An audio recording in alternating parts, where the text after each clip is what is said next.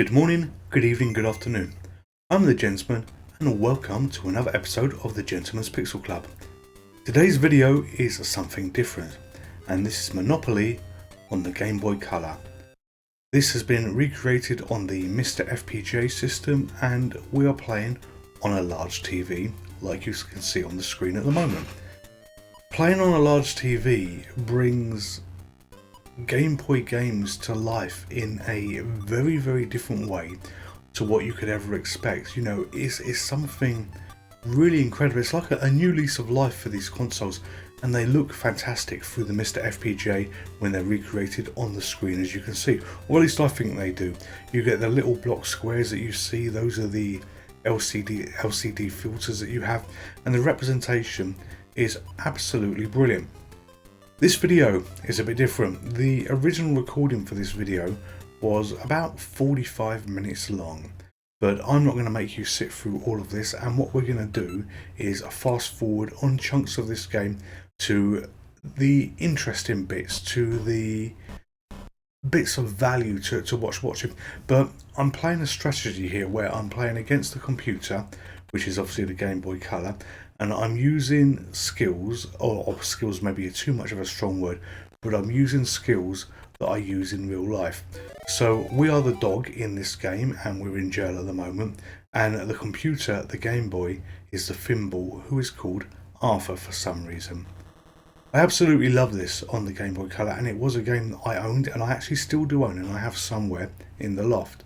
I had the black and white version, and I've had Monopoly on all kinds of systems, you know, through the ages. I believe I had it on a Scion 3 once, and it was a brilliant game to just pick up and go and travel with. And what I'm looking to do here is beat the computer in a way that I would try and play in real life. At the moment, it's not going too well for me. I'm just exiting jail, and I have a chance to buy this property that I've just done. And the thimble has brought a few properties as you go. I'll show you how you can view the properties later in the game. It's something to talk about towards the tail end of the video, for want of a better word. But really what we're doing here is running around the board, getting as many properties as we can on the first lap around. There are no house rules in this. You don't get all the money if you land on free parking. We're basically playing on standard rules, and standard rules include auctioning properties.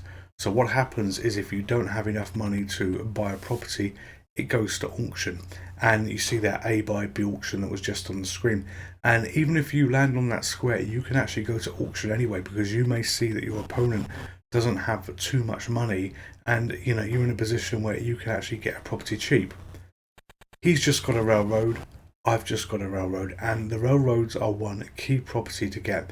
And really the object for the game, if you don't know what Monopoly is you buy properties and you build houses on them, and once you have 4 houses you then build a hotel on them, and ultimately, you know, you're trying to deprive your opponent of all their cash.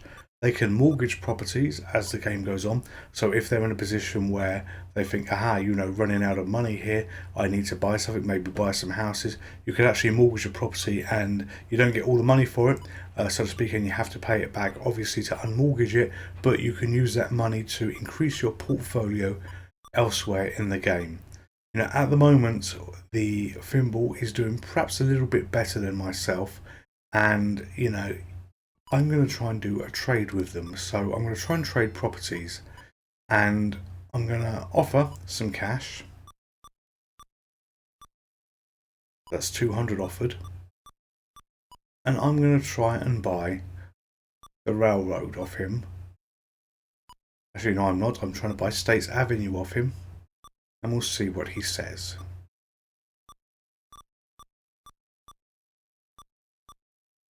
So I say yes.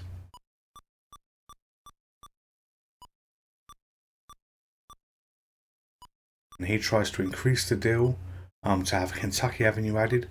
So I then say no to that. He then says yes. I say no. He says yes.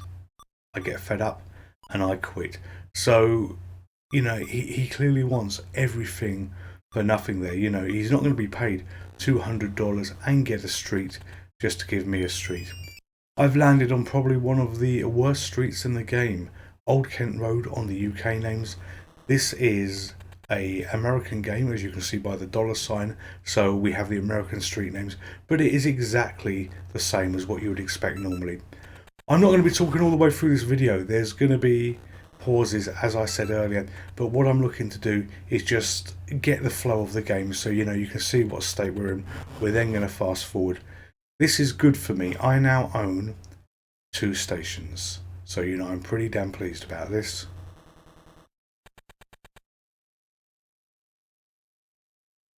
So he's brought that, and he's rapidly running out of money. We are on $670, and we had another win here where we get the advance to the nearest railroad, and we get a chance to buy it like we just did. So he's on $715, which gets rapidly depleted then and there. So let's see what the next few throws do for us both.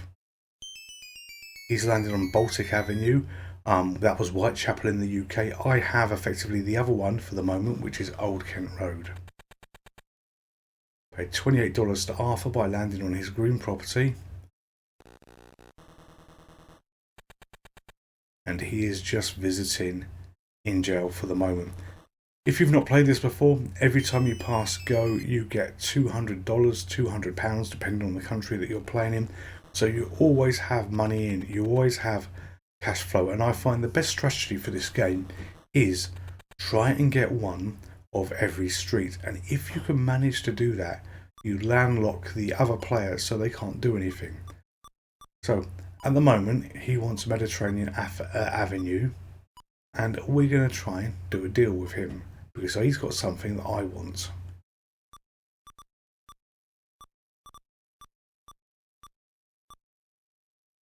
Which is Reading Railroad. Will he take the deal?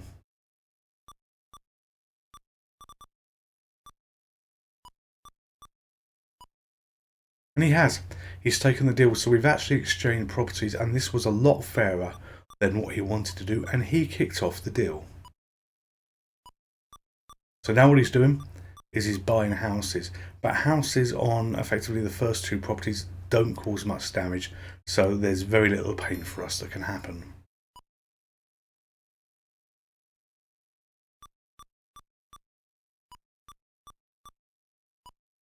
So you'll see the 7 houses that are on the board at the moment.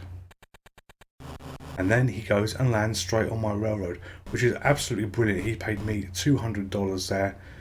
Cash is flowing in for me, and it's not doing too good for him at the moment. So I buy that property to get that one, and we'll see what he does next. So he owns that property, but he threw a double. So we're going to let him roll again. And he's landed on Broadwalk, and this is why the auction roll is fantastic. He can't afford it. So I've bid $23 and I've got Broadwalk for $23, which is Mayfair on the UK version of Monopoly. The rules as they're meant to be played, really help. So what you're seeing now is this fast forwarding, because we're not going to show the whole game, or at least the whole game at normal speed. We're going to sit back and allow this to play out. So I will see you when the fast forwarding stops to talk about where we are in the game at this point. And that was a quick fast forward there. There are some longer ones in the video here. So again, the bidding continues. Arthur has no money, so Ventnor Avenue I have got for $72. This is really good. If I choose to, I'd be in a position to mortgage that and actually make money, and I could leave it mortgaged for the whole game because it costs me next to nothing.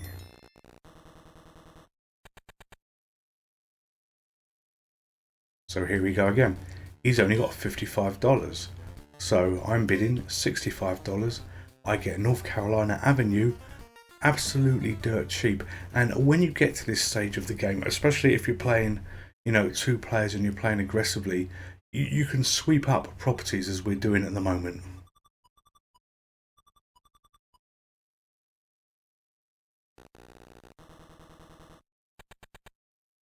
And look at this. He now landed on Park Place. I will get Park Place for $71, and that is probably one of the best deals in the whole game. Yes, there is some luck involved in this, but as I say, the strategy that I like to play with is you go around the board and you get one of every property, and you really don't care about anything else. And if you're playing by the proper rules, the nature of being able to auction everything, if the other player doesn't have the money, that kind of thing, really comes into play. And when you get bad luck like this, where he landed on income tax, so yeah, he got $200, went around the board and lost it all again, you can be in a really good place. What the difficulty would be is if a player like me played a player like me using exactly the same rules. Then it would be challenging. If the mindset was the same, the ideology was the same on how you played, it probably would be a stalemate and it would just rely on luck. But playing like this in the real world, I often have a very good game of Monopoly to anyone that I play. I would say I've never been beaten in Monopoly. I have been beaten, but the odds are truly in my favour. And this replicates to the handheld games. This replicates to the console games, although we're not doing this on a console at the moment because you've seen the picture of the large TV. I would carry it around, and I used to play this. And as I say, if you're a fan of board games, this is a brilliant implementation of this.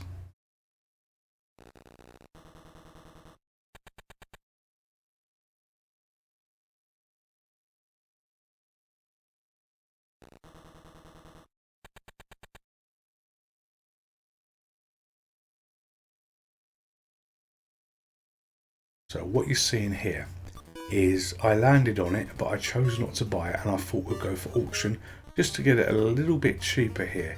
Arthur's bid 94, I've bid 106, so I will get that property, and it comes in, way below market value. But in the game of enterprise of building your property, building your portfolio, if you could save $50 here, $50 there, every saving really helps. Arthur is just hanging on by the skin of his teeth there. I've got just short of $700, which may not sound much, but I do own Mayfair, I do own Park Lane, obviously the American versions of that on the game. I do have all the stations as well, so I have a lot going in my favour at the moment, and it would take probably a miracle for me to actually lose this game.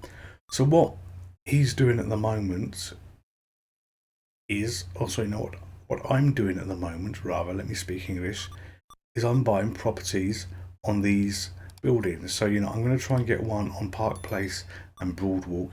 So if he does land on this, I'm in for a killing. So any money that he's managed to raise through me landing on his properties will immediately become mine again. And this is what it's all about. It's me taking all the money from him.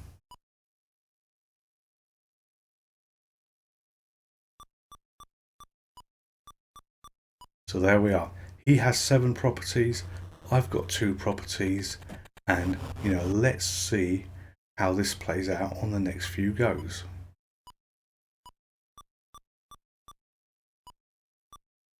So this is him wanting something from me. He wants New York Avenue.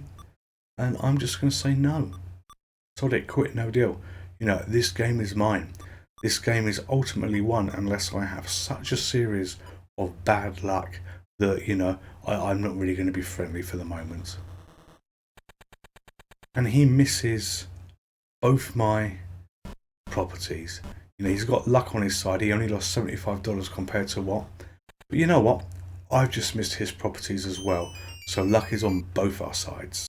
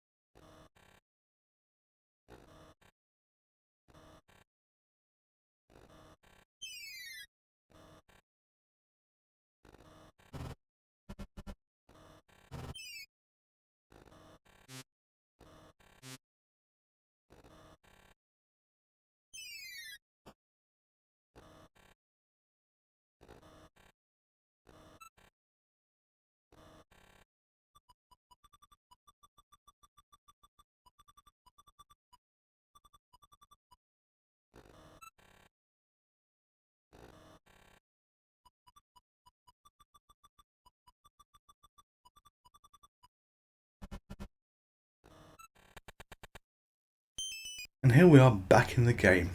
So I've got £1,300 and Arthur has £150 at the moment. And look at this, he has hotels on the 2 rubbish properties and I have 2 houses on each of the reasonably good properties. In fact, the best properties on this street.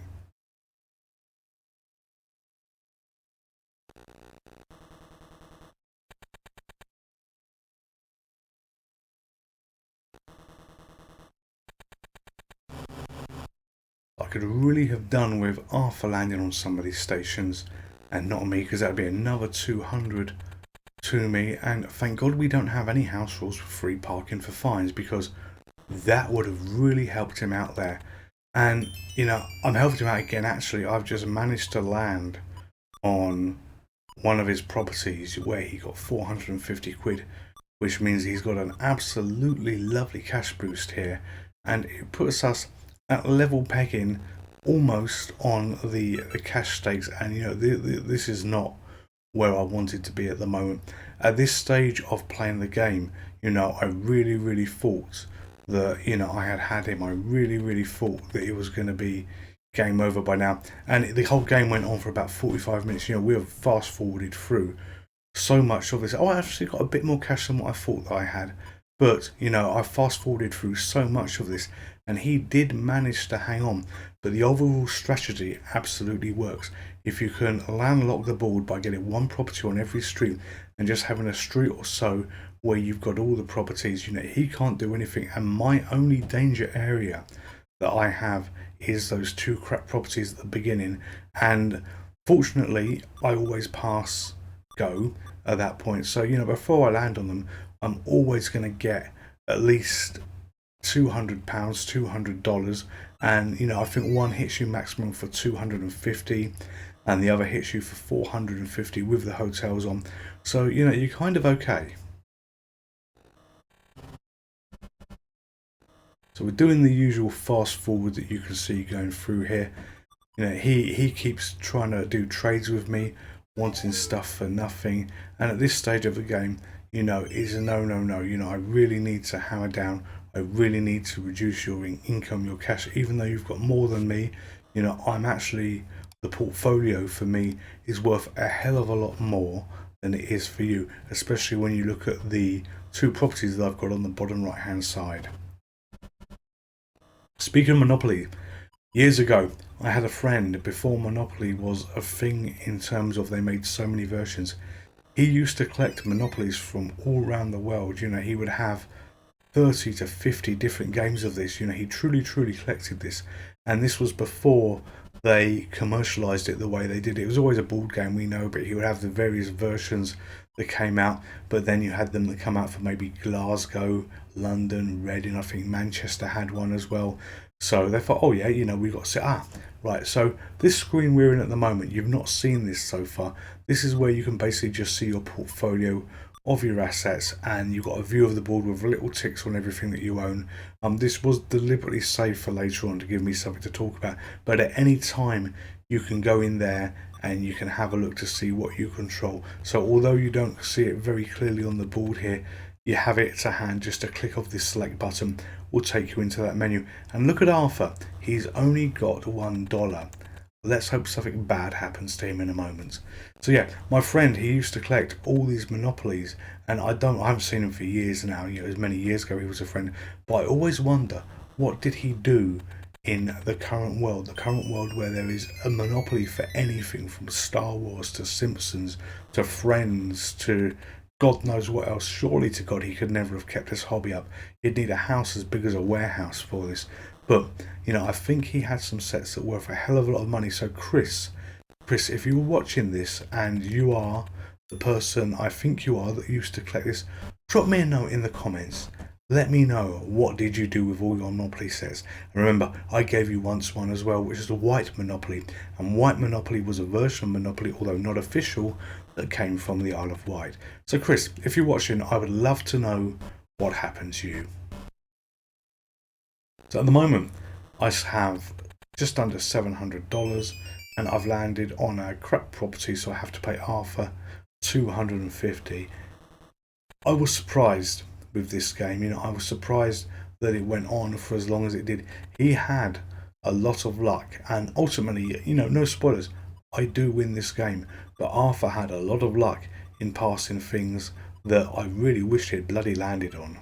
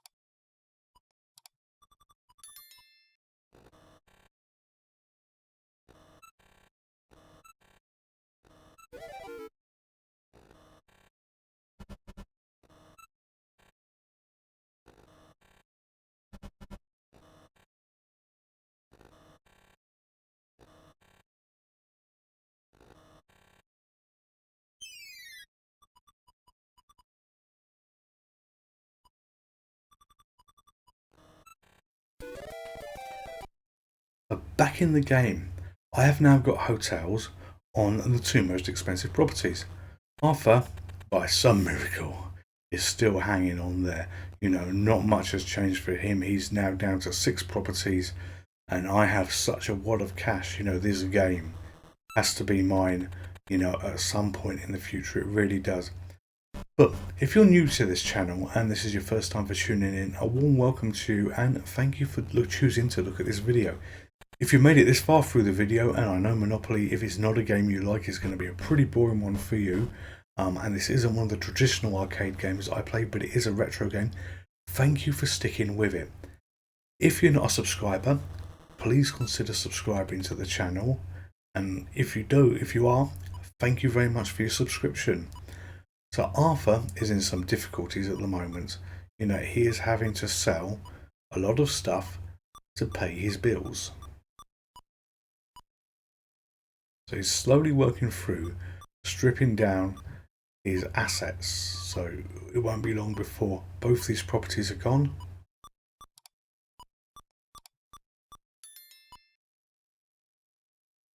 And it's now game over. So Arthur is bankrupt. After 45 minutes, I finally beat him. I'm the Gentleman. This is the Gentleman's Pixel Club. Hope you've enjoyed the video, and I will see you next time. Thank you and goodbye.